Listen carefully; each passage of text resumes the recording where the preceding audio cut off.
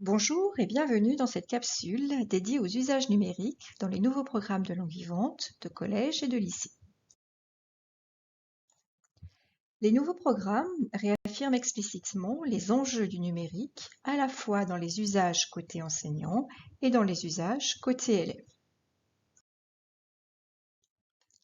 La généralisation des outils numériques suppose une modification en profondeur de l'enseignement des langues vivantes. Lors de la conception d'un projet pédagogique, le professeur s'appuie non seulement sur des supports culturels et des démarches pédagogiques et didactiques, mais aussi sur des outils et usages numériques. Il s'agit de s'interroger sur la plus-value du recours au numérique en matière de progression de l'élève. Le professeur adapte l'utilisation des outils aux objectifs d'apprentissage et au profil des élèves.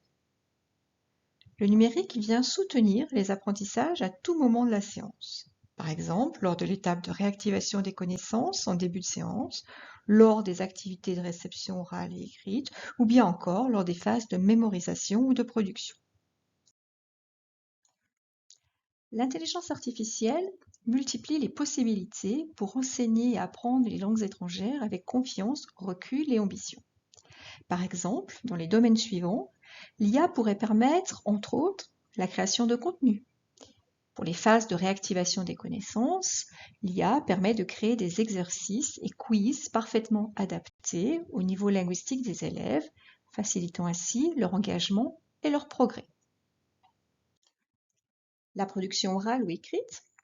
Après une première production autonome de l'élève, sans aide, l'IA peut proposer des reformulations ou un feedback personnalisé sur les erreurs grammaticales ou lexicales et accompagner l'élève dans l'amélioration de sa production.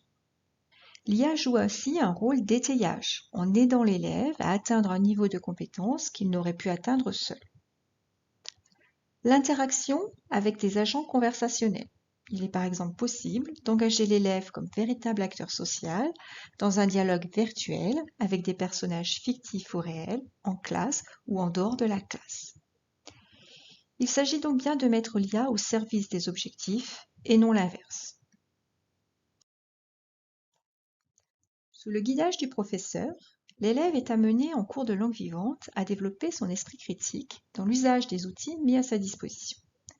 Dans le cadre de l'éducation aux médias et à l'information, le professeur encourage les élèves à devenir des citoyens numériques responsables et respectueux d'autrui et des règles en vigueur, et à questionner avec recul et finesse les ressources produites par l'IA.